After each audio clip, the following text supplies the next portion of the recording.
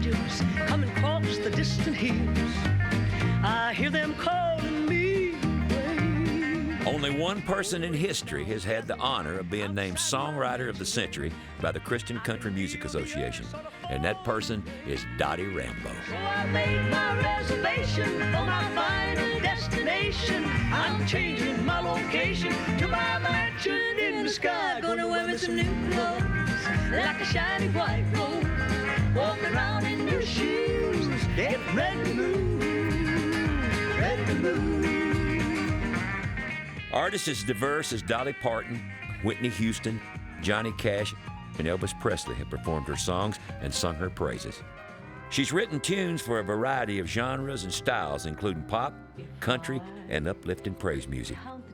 But what Dottie Rambo is most famous for is what she calls her valley songs. Tunes that describe in vivid detail the pain that life can bring and the healing God gives to the broken people who trust in Him. Yeah, and I guess if my heart were a window that every one of you could stand and look through, oh, the pain and scars you would see. But tears will never stay the streets of that city. Memories of death on my mansion floor. Millions of people have found comfort in these soulful tunes, but what most folks don't know is that their words contain a secret. Hidden within the verses of Dottie Rambo's songs is the heart-wrenching and ultimately uplifting life story of the greatest songwriter gospel music's ever known. The name Dottie Rambo is synonymous with gospel music. But when the woman behind the legend was born back in 1934, she was just plain old Joyce Reba Luttrell. Somewhere along the way, her mama, a good Christian woman named Elizabeth, took to calling her daughter Dottie, and the name stuck. Raised near a creek in Kentucky, Dottie loved to dangle her feet in the water and sing. There on the banks of the stream, when Dottie was just 8 years old, something unusual happened. I didn't yet know the Lord and wasn't a Christian, but being around my grandfather that was a preacher inspired me so much, and I would always get this wonderful feeling when he'd pray.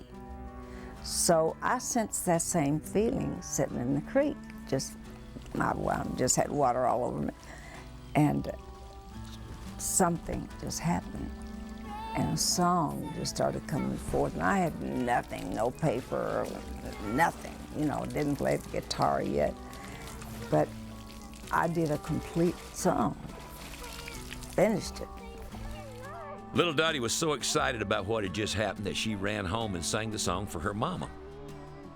So I started singing it to her, and she said, "Now, honey, are you sure you wrote that?" "Yes, ma'am." She said, "You didn't copy that out of somebody's book, did you?" I said, "No, ma'am." And when she realized that I really had written it, she grabbed me and hugged me, pulled me close to her, and said, "Darling, you'll pay a great price for that gift." I did not know what she meant, but from that day on, the songs would come. The gift, as Dottie refers to it, came like a bolt from the blue and brought joy into the heart of her Bible-believing mother. But the effect it had on her father, Vernon Luttrell, would be entirely different. Mother was a great Christian lady, a great mother, and a good wife, but she wasn't appreciated, and Dad was an alcoholic, and he was abusive physically to her and mentally to me, and especially my brother Eddie, who's my buddy. The last thing Dottie's father wanted was a daughter singing gospel music in his own home. So to keep the peace, Dottie, who wasn't yet a Christian, decided to use her songwriting talent to create something her father could enjoy, country music.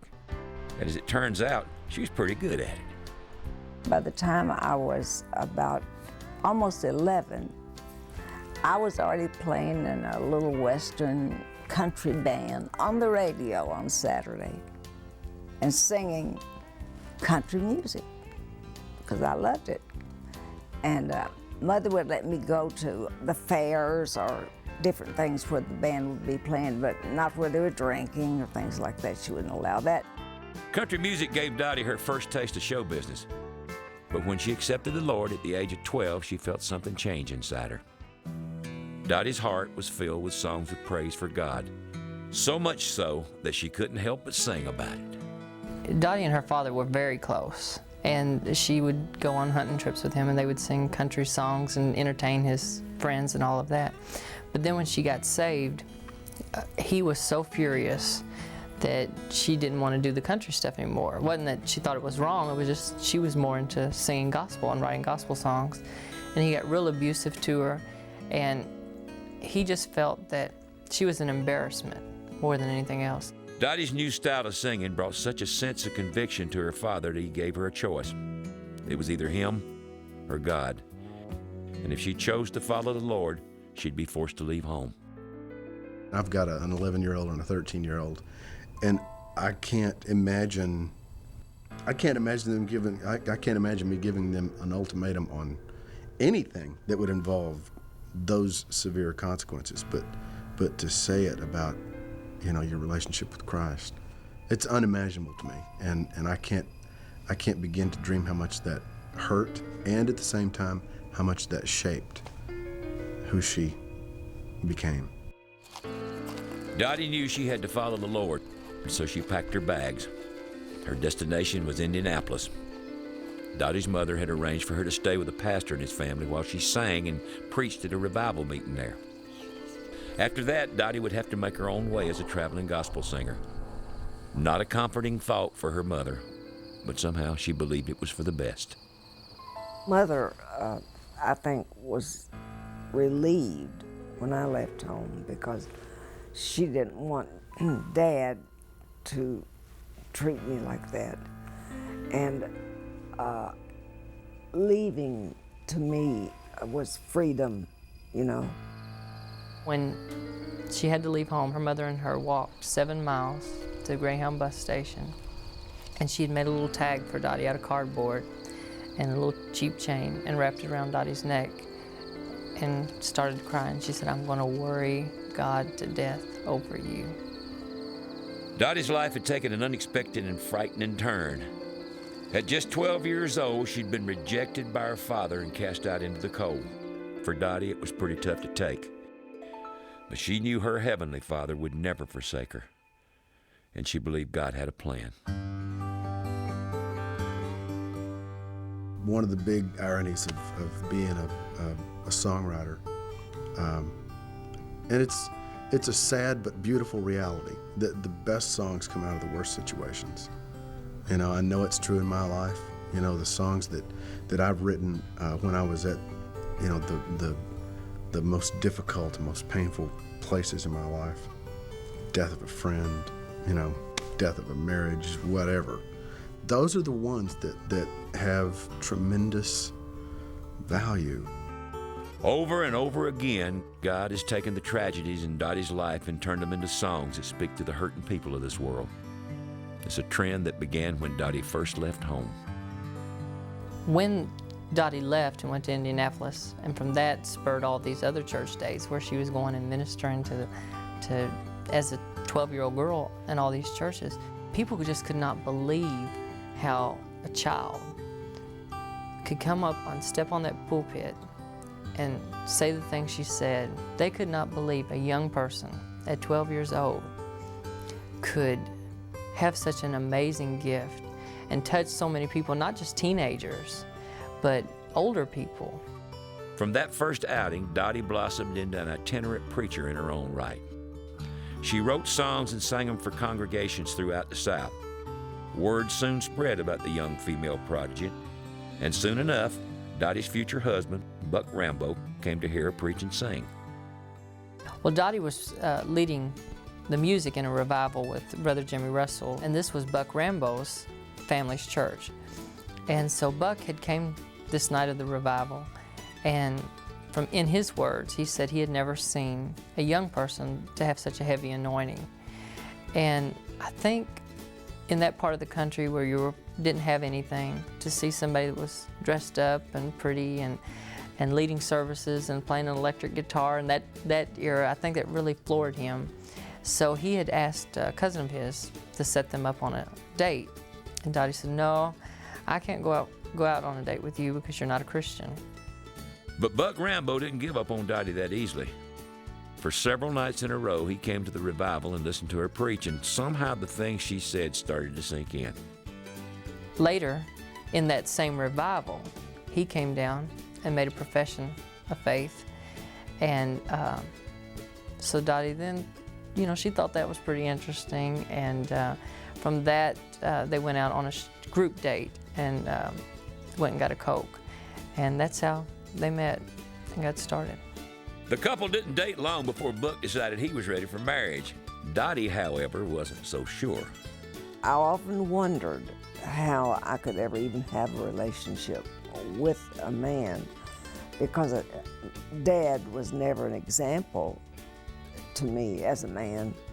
So I didn't know how to expect a man to treat me right, But I was encouraged by the big family, the Rambos, and they talked about everything, and they all got along good, and there was none of them had ever been divorced, and his parents were the most precious things.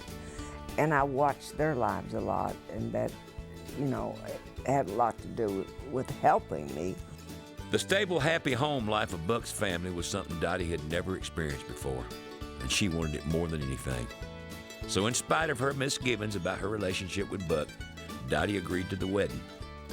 At just 16 years old, Dottie committed herself to a life with Buck Rambo. She couldn't know it then, but their marriage would set the stage for the formation of one of gospel music's most successful groups. Within a year and a half of their marriage, Dottie and Buck started a family. The birth of their only daughter, Reba, was a joyous occasion, but it was also bittersweet. Difficulties in childbirth meant that Dottie couldn't have any more children. But as it turned out, Reba would be all the Rambos needed. As the little girl grew, she couldn't help but absorb the wonderful sounds of music that were always present in the Rambos' home. And we're not talking about tunes being played on the radio. This was live music by talented musicians who always seemed to be popping in to pick a tune with Dottie and Buck. In our house, it was a perpetual jam session. Mom was playing the guitar, Dad guitar, somebody had an accordion, some uncle had a violin. It was a house filled with music, and Mother always had a song. I mean, she made up songs. She'd be making biscuits and making up a song about making biscuits. So my whole life, it was just as natural as could be to write a song about everything. There was no doubt in Dottie's mind that God wanted her to use the gift of songwriting to serve Him. And so when Reba was just a few years old, Buck and Dottie decided to form a singing trio called the Gospel Echoes. It consisted of Dottie, Buck, and a woman from their church named Judy Russell. Over the next decade, Judy Russell would leave the group and her spot would be filled by a number of other singers. During this time, the Gospel Echoes recorded 4 albums filled with Dottie's amazing songs. And slowly but surely, their fan base began to grow. Their whole group basically depended on her extraordinary talent of writing songs, and it kept them in the forefront of gospel music. And not only their group, but a lot of groups depended on Dottie Rambo's talent of writing songs. I think Dottie will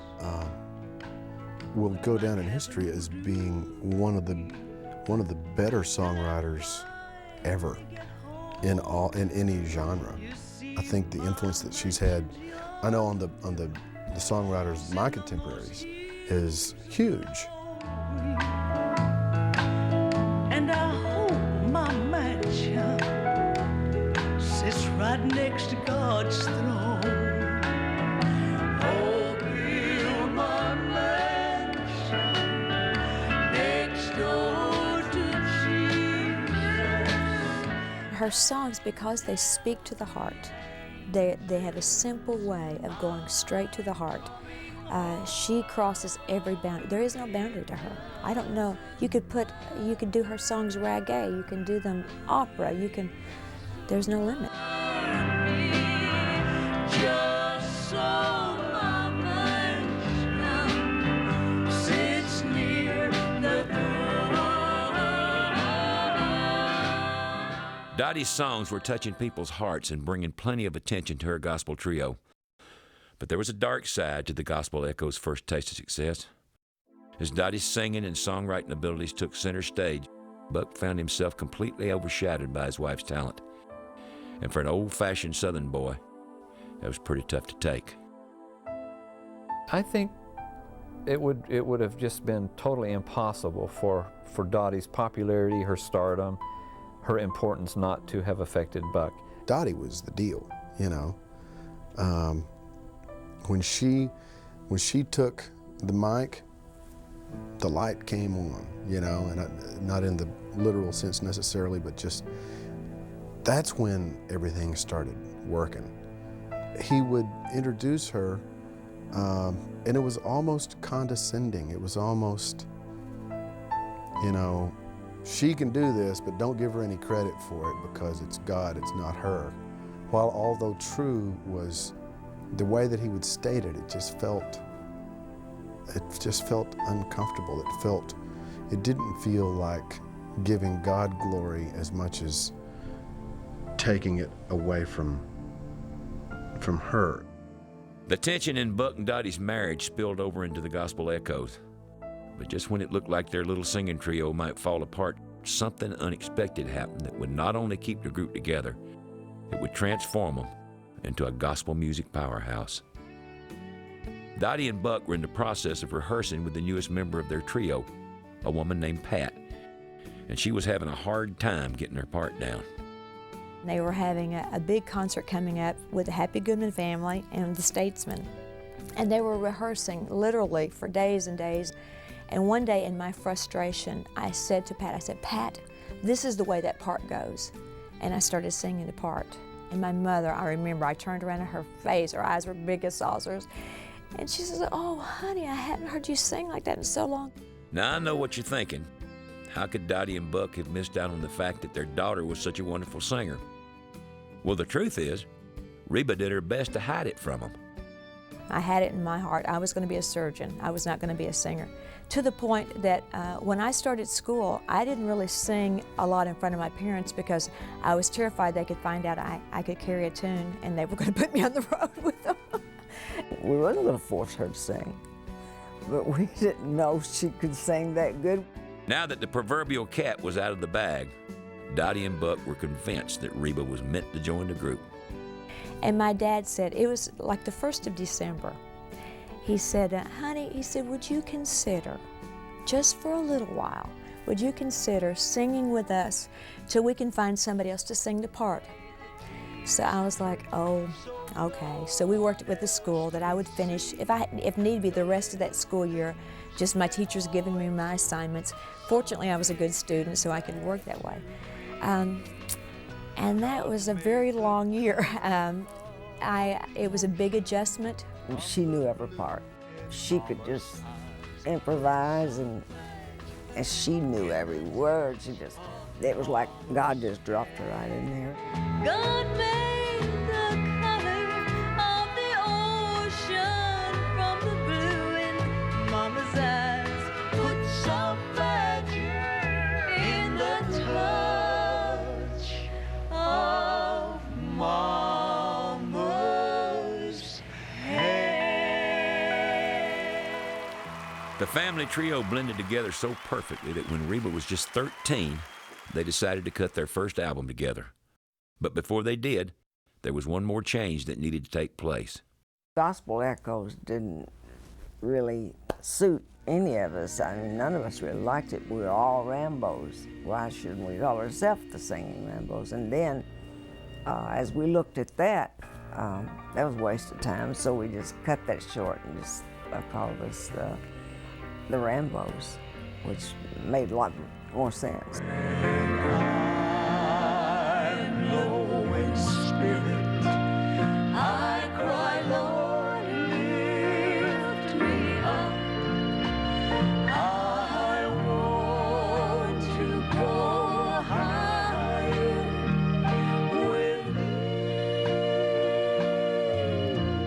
I was on the front row the first time I ever saw the Rambos. And Dottie, Buck, and Reba came out.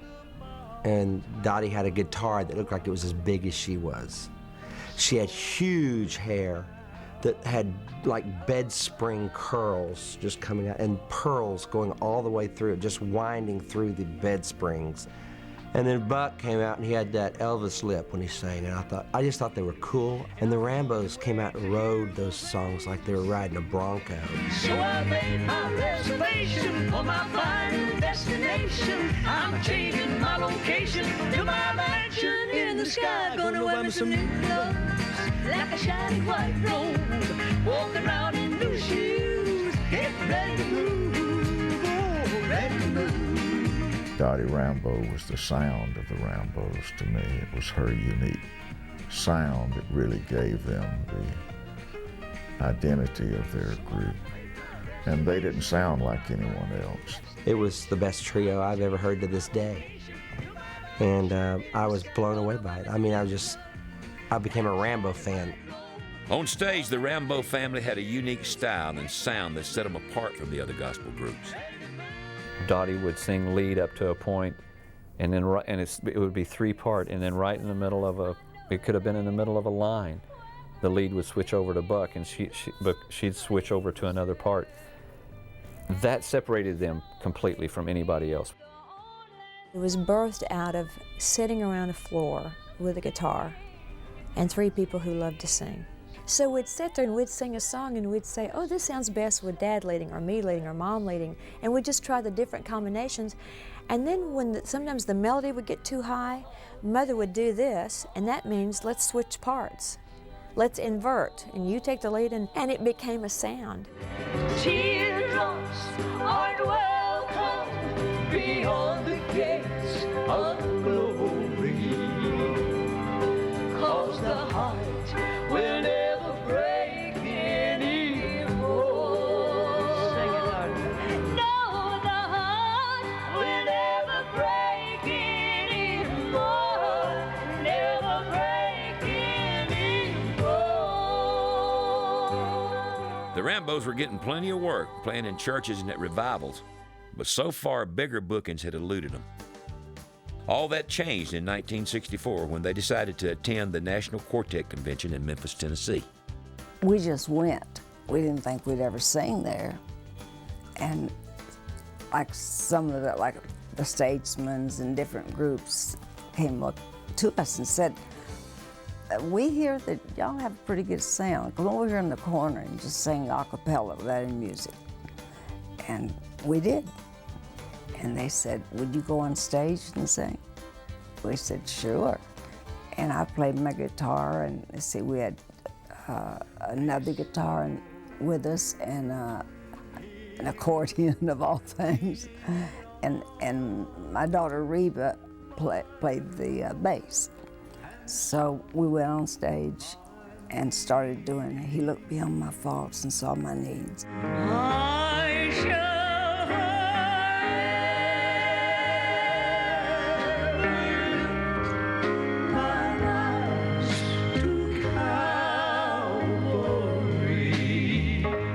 We'd never sung for a crowd like that, ever.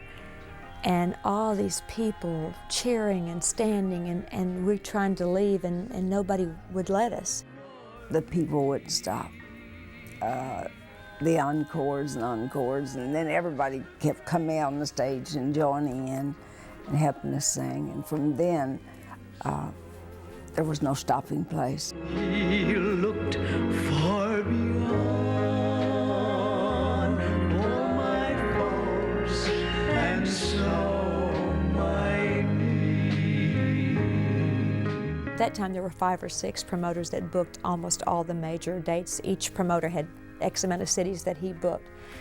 And I remember we had no dates coming up because all these churches had canceled, and my dad standing there and booking our next year, basically, within the next hour after we walked off the stage, and our whole lives changed.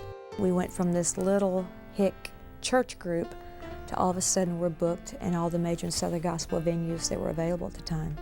It was terrifying. He Looked Beyond My Fault and Saw My Need is considered by many to be one of Dottie Rambo's most powerful songs. But the story behind the writing of that tune is even more touching. Dottie had already started working on the tune when she received some tragic news. Her beloved older brother, Eddie, had been diagnosed with cancer, and doctors felt he had little time left. I'd started on this song, but it didn't have much done. But Eddie, when the doctor told us that he wasn't going to make it, he had 5 children and loved this lady that he was with. And he had told all the family he was married, but I knew he wasn't. Dottie suggested that Eddie should give his children a name before he died. He agreed and asked Dottie to make the arrangements for a wedding right there in the hospital. Unsure of how much time he had left, Dottie rushed to get everything done. And just a few days later, the ceremony began. He was so bad that we just put pajamas over him. We couldn't put it on and couldn't pick him up. His wife, when we got to the part, till death do us part, I lost it. But the struggle wasn't over yet. You see, Dottie knew that her brother had never given his life to God. And before he died, she wanted him to have that peace. And I'd go out and work and sing, and every Monday when I get home, I'd run out there to see how he was, and he'd say, "Sis, God won't save me. I've been too mean. He won't forgive me." And I said, "Honey, you're the one he came to save, you know. It's the mean ones he loves. You know, it's the sick he came to heal." And no, but you don't know what I've done. I said, "I know a lot of what you've done. You've been in prison and jails everywhere and drugs," and I just went on and on. But I said, "That doesn't matter." But he said, "Sis, I just can't. I've prayed, I've tried," and I would pray with him. Nothing. With Eddie constantly on her heart, Dottie went back to working on the song she'd started a few weeks earlier. And the words that had refused to come before began to spill out on the page.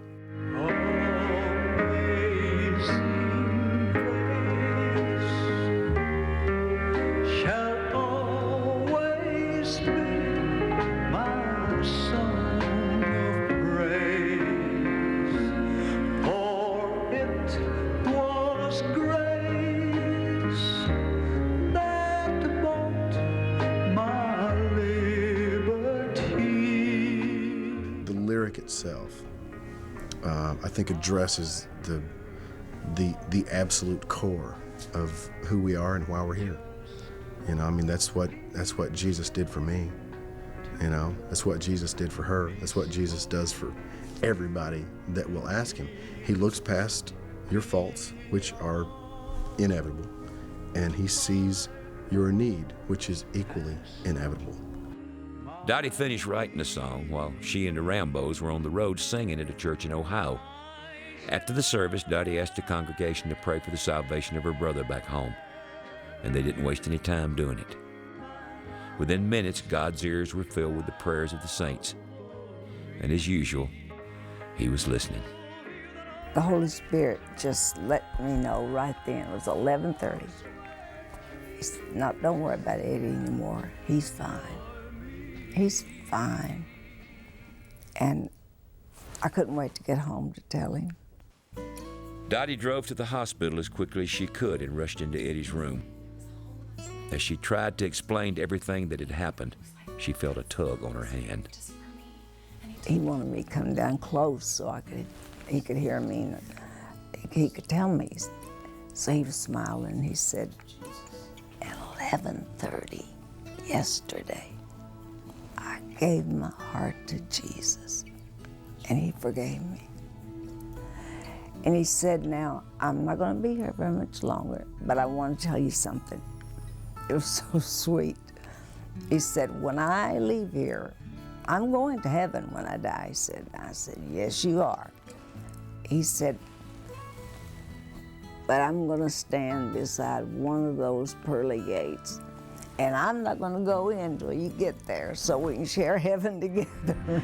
I shall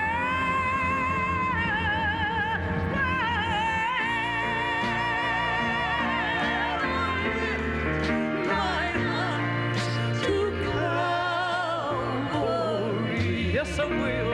Two of you that are rugged cross where Jesus died for me. Sing it to her.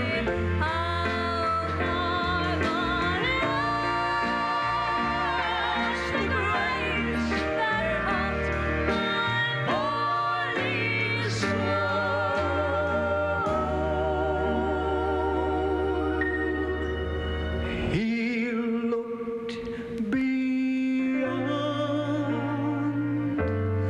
my fault and saw my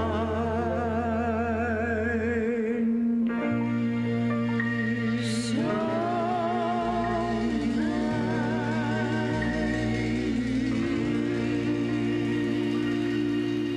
That song changed everything for the Rambos. Before long, they were playing to larger crowds than ever before, and their records were selling like hotcakes.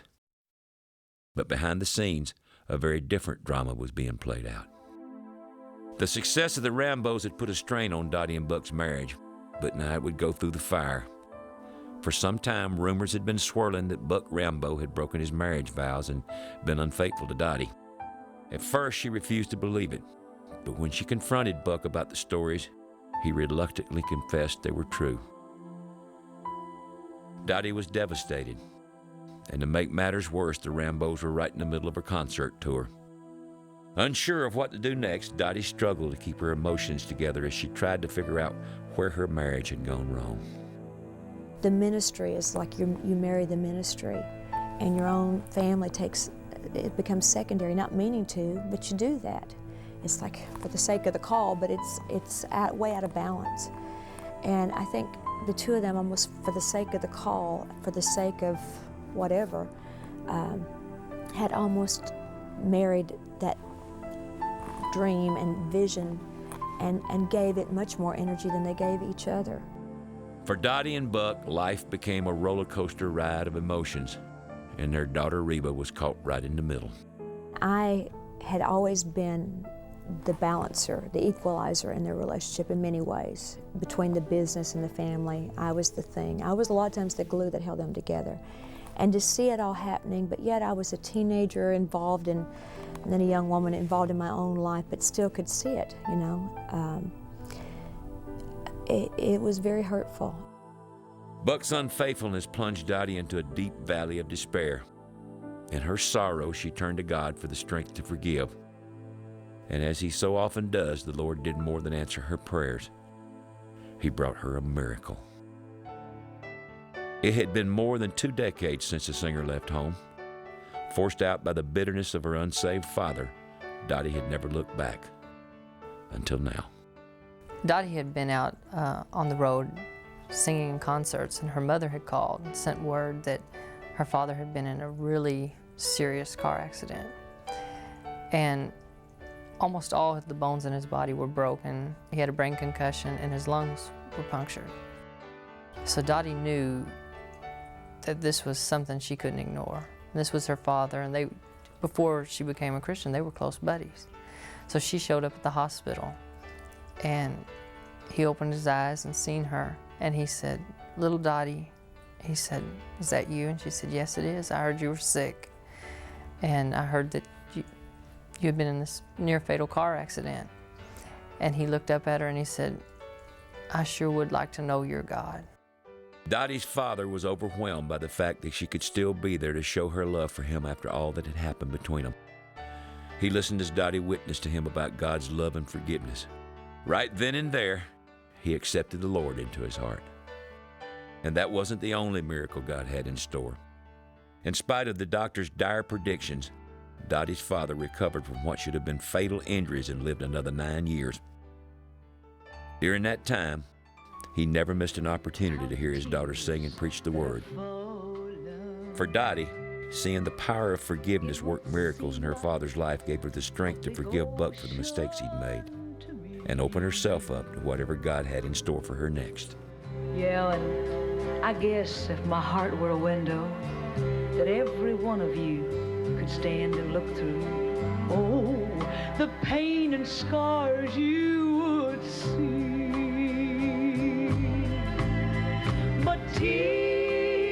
this will never stay. The streets of that city, no rings of death on my mansion door. Teardrops aren't welcome beyond the gates of glory, 'cause the heart will never break anymore. Dottie's own life experiences have been an inspiration for some of the most touching gospel songs ever written. But not all of Dottie's tunes are melancholy. In fact, one of the best Dottie Rambo songs ever recorded is the classic, We Shall Behold Him.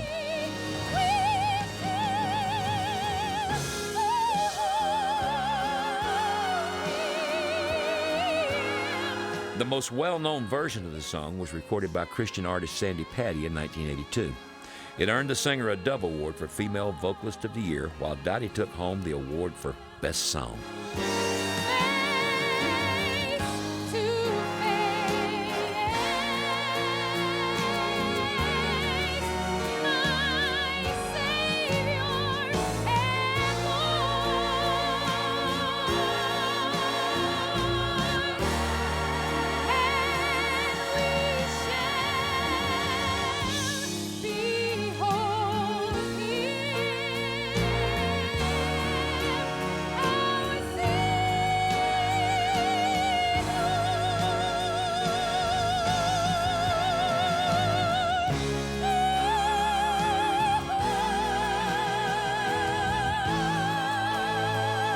I always tell the people that when I wrote this song, it was so wonderful the way the Lord gave it to me that I know Bill Gaither had gone fishing that day, or God would have given it to him probably.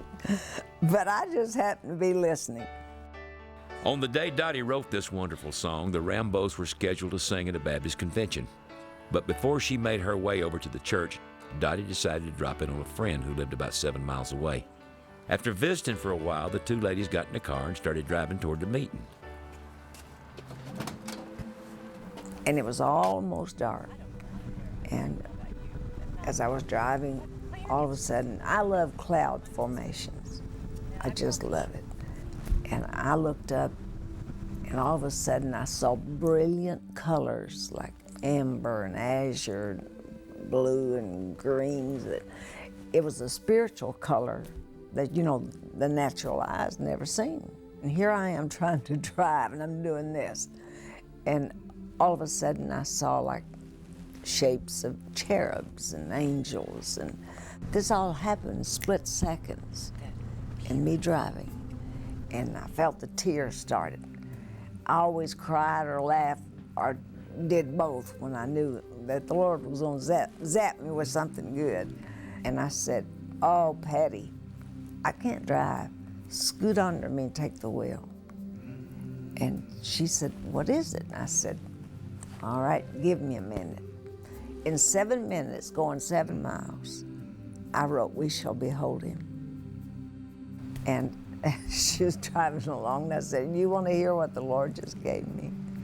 She said, "Yes." So I started singing it. The sky shall unfold, preparing his entrance, and the stars shall applaud him with thunders of praise.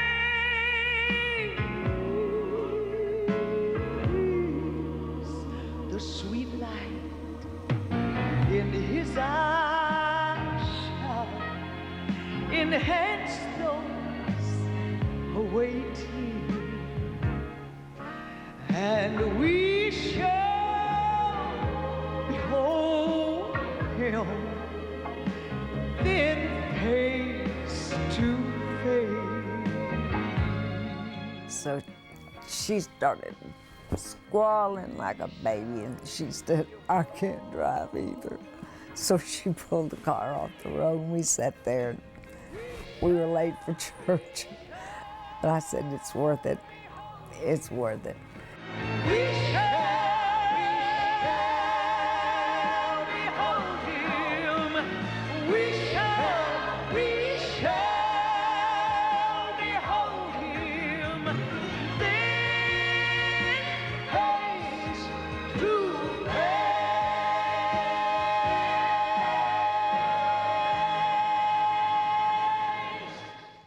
course, Dottie Rambo's ability as a songwriter isn't limited to just one genre. At the same time she was writing gospel tunes like We Shall Behold Him, she was turning out songs for pop and country artists as well. And one of her biggest fans was country legend Dolly Parton. You paved a road through the hills and the mountains, in the middle of the desert, you placed a fountain. Well, I had heard about Dottie Rambo before I actually got to meet her because I love gospel music too.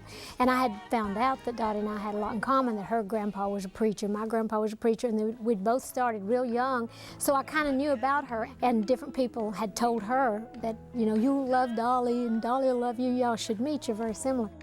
You know what they say, some things are just meant to be. So it's no surprise that when Dottie and Dolly Parton finally met, they hit it off immediately. At the time, Dolly was appearing on country music star Porter Wagner's television show.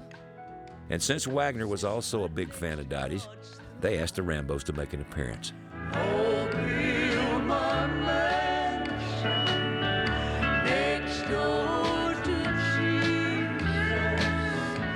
Dottie, Buck, and Reba sang their hearts out, and country music artists everywhere were listening. In the years to follow, a slew of popular performers would record Dottie Rambo's songs, including Jerry Lee Lewis, the Oak Ridge Boys, Alison Krauss, Vince Gill, the Whites, Tom T. Hall, and Johnny Cash. As Dottie's songwriting reputation spread, her fan base grew to include the king of rock and roll himself, Elvis Presley. The Rambos were scheduled to appear at the National Quartet Convention. Elvis had heard great things about Dottie Rambo, and being a fan of her songwriting, he decided to go to the convention and introduce himself. The two singers became friends and developed a special bond that would last until the King's death in 1977. Our entire family had a wonderful relationship with Elvis. Mother especially with Elvis, because especially after the death of his mom, whatever quality Elvis's mother had, my mom had that. That, first of all, that very spiritual quality, that godly, that praying quality.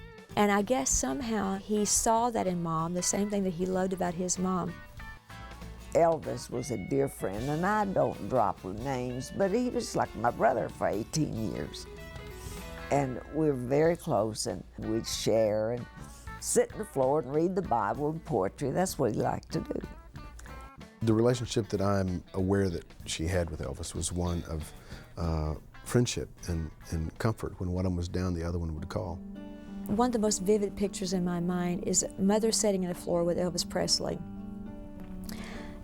singing songs, which we've done that many times as a family, and watch her share a new song with him, who he loved her music.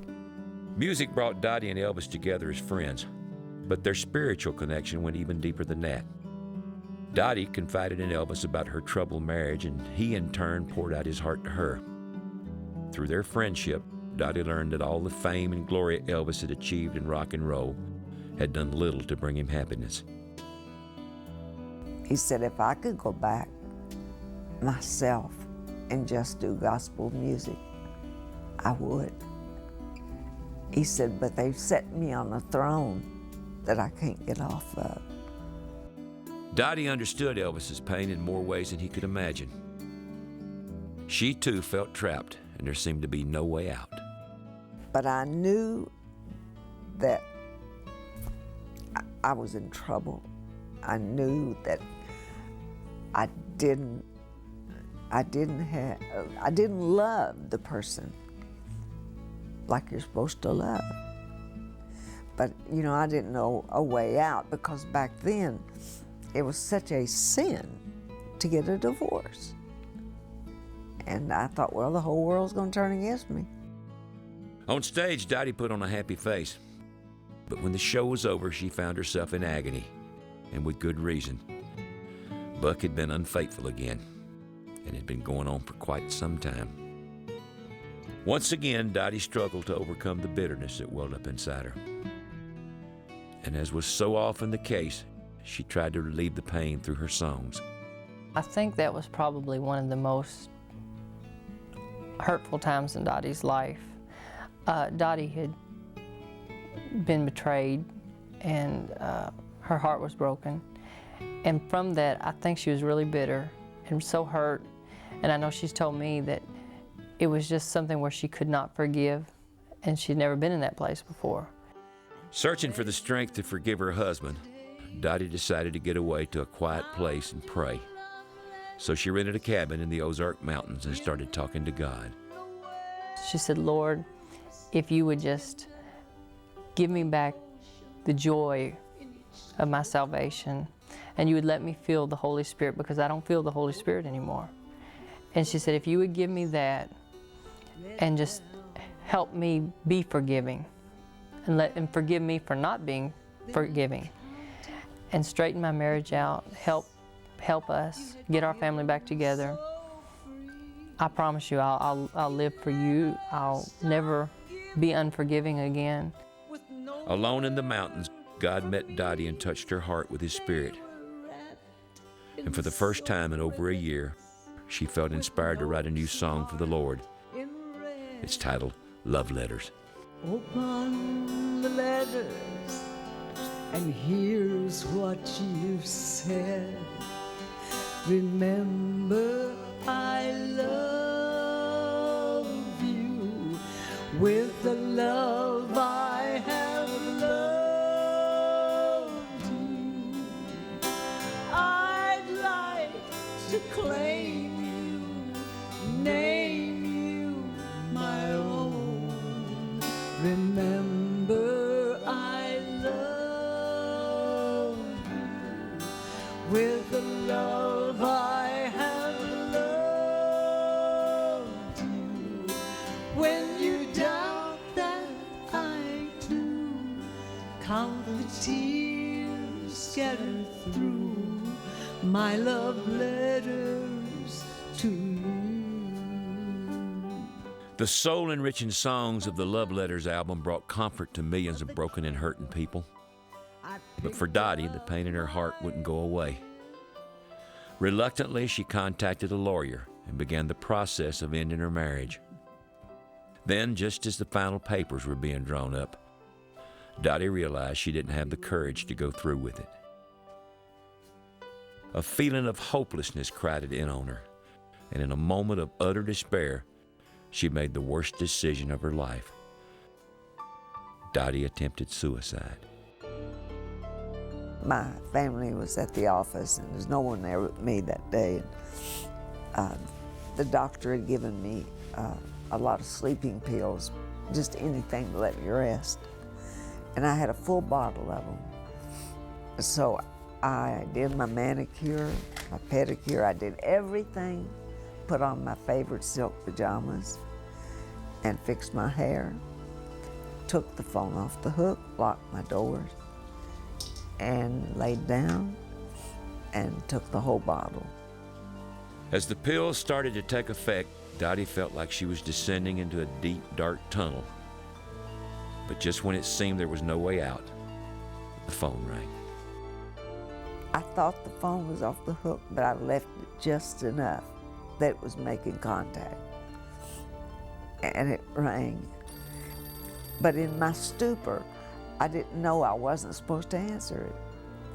I picked it up and said hello. The person on the other line was my best girlfriend, favorite girlfriend, that I led to the Lord in '68. She heard my thick tongue and knew something was wrong and I was making no sense. And so I didn't know it, but I dropped the phone. I mean, I was just gone. Knowing something was terribly wrong, Dottie's friend immediately called for help. Next thing I knew, I was in the emergency room. They were pumping my stomach. And I said, I'm alive. I'm not supposed to be alive. But I was supposed to be alive. Dottie had survived, and when she opened her eyes, she saw the familiar face of her family doctor. When I looked up, my friend, my doctor friend, was weeping, just weeping, and he said, Dottie, you promised you wouldn't do this. he'd been counseling some with me. I said, Doctor,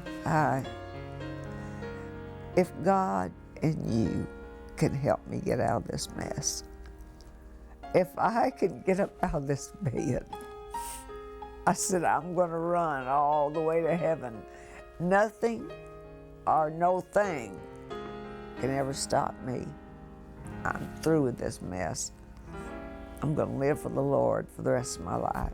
I just thank Him that I made it through this. So I walked out of the hospital a different person, knowing somewhere I was going to end this thing. It was going to be over, but I wasn't going to kill myself. With a renewed sense of purpose, Dottie faced the problems in her marriage head on. She and Buck had a heart-to-heart talk and decided that before they took the final steps of divorce, they would try to save their relationship by refocusing their sights on God. It was 1975 and the Vietnam War was coming to an end. But before it did, the Rambos would receive an invitation from Bob Hope to go to the front lines and entertain the troops with him. Dottie and Buck decided this was just what they needed, and they accepted the offer. The Rambos were one of the first gospel groups to even be invited to go on a USO tour, and they were with Bob Hope and Martha Ray and Billy Graham, and it was just a real great opportunity for a gospel group to get to go over there and sing the gospel to these people who didn't know if they were even going to get to come home or not. For a young girl who had hardly crawled out of the hills of Kentucky to go to Vietnam, I was not even 16 years old, not quite 16. I remember once we were in a place that they took us into the wrong entrance into this big hospital. They took us literally into what would be surgery. Under the tent flap, it was pouring rain, we're there in the monsoon. Walked in and there are 3 men laying there literally in their surgery, like a MASH unit. And there was a young man there that he was so, there was so much shrapnel, his flesh was so like razor cut, like blown up. Dottie and Reba asked a doctor if the wounded man would make it. He shook his head and told him there was no chance. For some reason, that was all Dottie needed to hear. She immediately went to the man's bedside. And the thing I remember was his eyes were so caked with the mud and the dirt. He could hardly open his eyes because of the dried mud and the blood. But he opened his eyes, and I remember him looking at Mom, thinking she was an angel. Said something like, are you an angel, and am I seeing angels? And Mother said something like, no, but son, you will soon. And her leading him in prayer and leading him to the Lord right there. Dottie Rambo's experience in Vietnam filled her with humble gratitude to God for the privilege of serving Him. Upon her return to the States, she and Buck decided to change their lives completely by giving up the lucrative concert circuit and returning to their roots. They played small churches and revivals in an effort to recapture their original vision. Financially, it was a huge blow, but spiritually, it was just what they needed. Dottie and Buck pulled together during the lean years and persevered. Eventually, Reba Rambo got married and left her parents to start a successful solo career. After trying unsuccessfully to fill her spot with another singer, Dottie and Buck continued their ministry as a duet.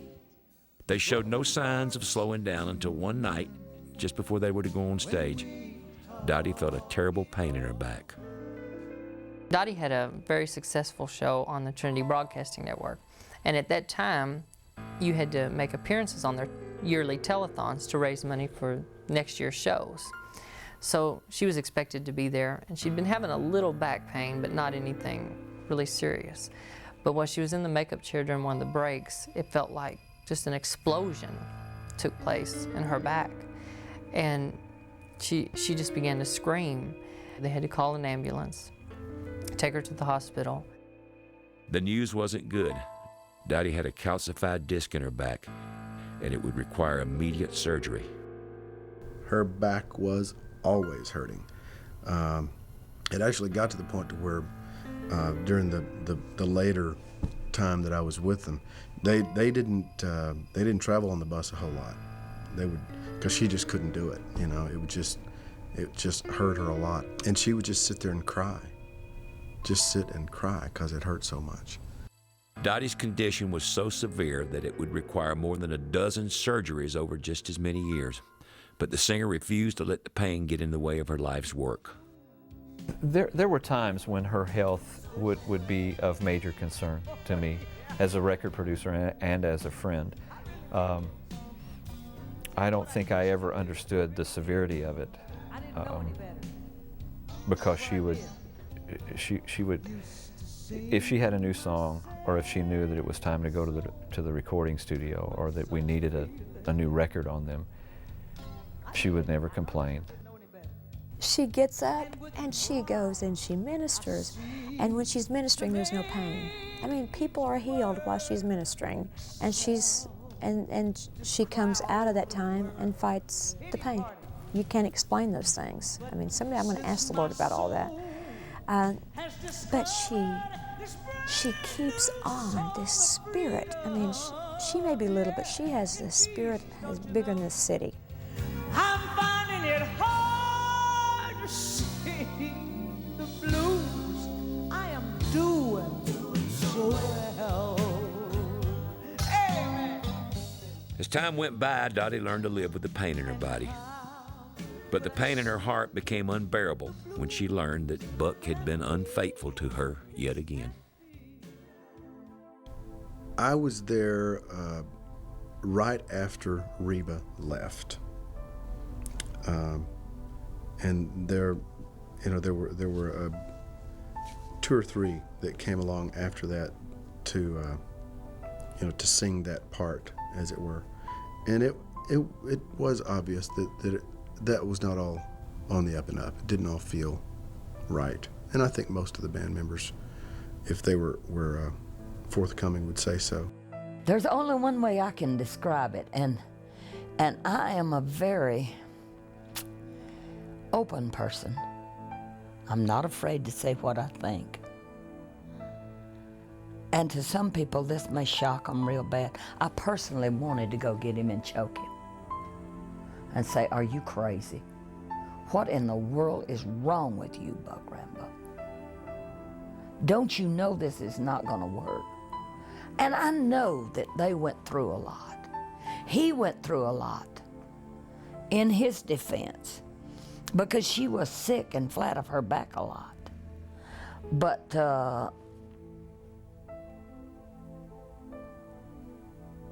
the best I remember, marriage vows.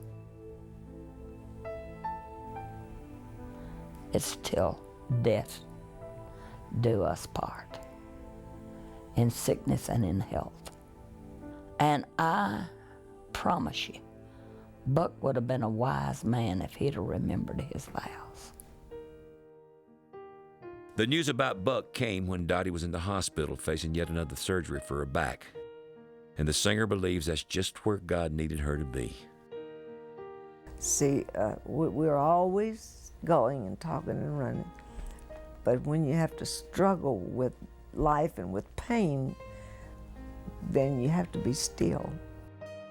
When I think about it, I have found out more about my God, my Lord, my Savior, my friend.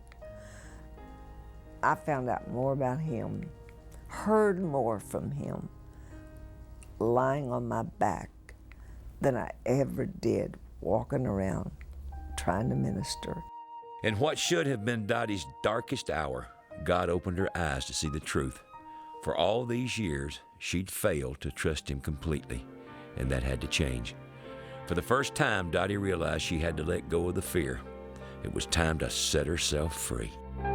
Guilt was a voice with no promise of hope, and the walls of my prison lay claim on my soul.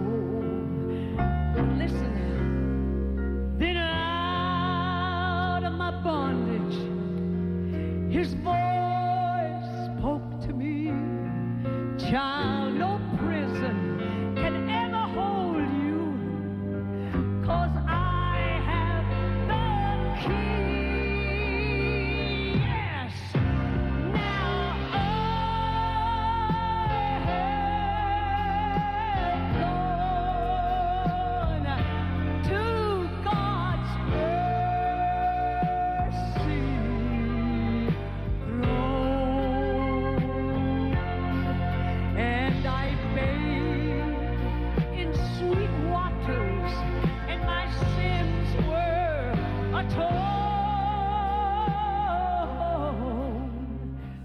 there's a way out, to be free, to be happy, to go on with your life, to finally release it. So out of that, I started praying for everybody that's involved in this. Saying, God, you know, if I never hear, I'm sorry. If none of this is ever fixed, I still will pray for them and have mercy. And that's what I would advise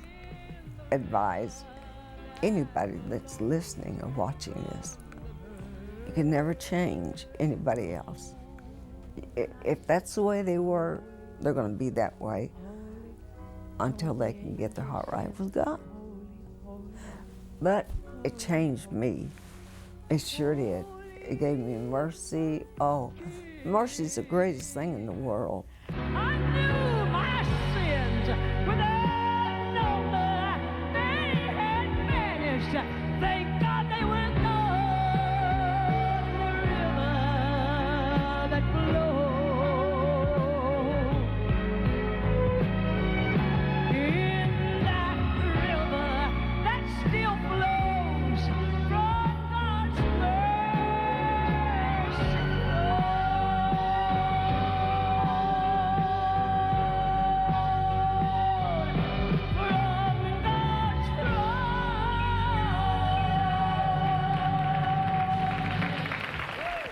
Laying her worries aside, Dottie trusted God completely for her future. But the first step was the hardest. Dottie filed for divorce, and this time she went through with it. It's always hard when you hear that a couple that's been together for as many years as they had been, and the fact that they had had such a great career, that it's always hard to break that apart. But always in my own heart I know that if something like that happens, that it was time for it to end. And I knew that just because it was the end of the marriage, that it was not the end of Dottie. God was not finished with her just because they were finished with that part of their life. The year was 1994 and the future was uncertain. But Dottie didn't have long to wait for a wonderful sign from God to appear. The same year the divorce was final, the Christian Country Music Association named her Songwriter of the Century. For Dottie Rambo, it was a tremendous affirmation, not only of her talents, but of God's faithfulness. And even more good things lay in store for this legendary songwriter. In the last few years, Dottie's been a busy lady. In 1997, she received a Dove Award for her song, I Go to the Rock, which pop star Whitney Houston performed in the big-budget Hollywood movie The Preacher's Wife. In 2001, Dottie was inducted into the Gospel Music Association Hall of Fame for her work with the Rambos. She also received a Lifetime Achievement Award from ASCAP, the American Society of Composers, Authors, and Publishers. Most recently, Dottie's been hard at work writing and recording songs for a new album that features a number of country stars, including longtime friend Dolly Parton. So Dottie was telling me she was doing a lot of new things, that she was going to do this album, and asked if I'd sing on it. And I said, well, I absolutely will. I would be honored and thrilled to do it. So that's, I told her, send me the song you want me to sing on, or some choices. So we picked the Stand by the River, which is like an up-tempo spiritual. Won't you stand by the river, Lord, and hold my trembling hand? Cradle me, sweet Jesus, from the cold, dark, sinking sand. This is one trip I can't take alone. I'm kinda anxious to get on home, so Stand by the river, stand by the river. Won't you stand by the river, wait for me? I can tell you that the new songs that are coming are a little bit different. A little bit different. I think there'll be more joy in it. I do. Stand by the river, won't you stand by the river, wait for me? Yeah.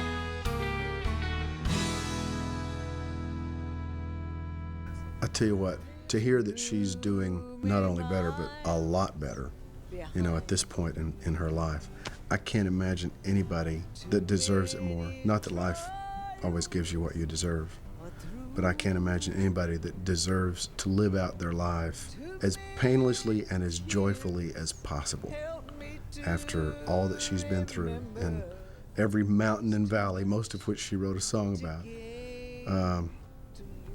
I can't imagine anybody that deserves it more. If I were to describe my mom today, I would say this lady that just keeps kicking death in the teeth and say, take that. There's that light that shines through her eyes, that thing that comes from here, which is that great spirit and that God light. And she's still shining with that, and she will always be. Dottie has walked after the ways of God. The cry of her heart is to please God. I believe that with all my heart. And that's the very reason that she continues to write, she continues to sing, and even with broken limbs, broken bones, just give her a cane or a walker and prop her up and give her a guitar and she'll sing again. She doesn't have the nature of the quitter, she has the nature of the finisher in her. And boy, I admire that in her. With a newfound joy in her heart, Dottie hasn't forgotten the hurting people of this world, and so she'll continue to write songs for those who find themselves walking through the valleys of life. But at the same time, she knows that her own spirit's been lifted to a new and better place, and she plans on staying there. I'm not perfect, but I love God more than I love the air I breathe. I feel free, and it's like the Holy Spirit says, you're 16 again, fly, girl. Be an eagle and go. To the rock of my salvation, I'm running to the stone that the builder rejected. I climb to the mountain stands by me, so nothing let my friend the earth around me. Why, it's shaking sand, but on Jesus Christ, the rock I stand. When I need a friend, I just run to the rock. And when I need a Savior,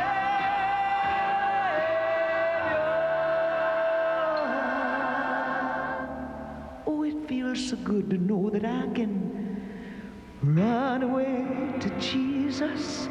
'Cause you see, Jesus is a firm, solid rock. He's a rock.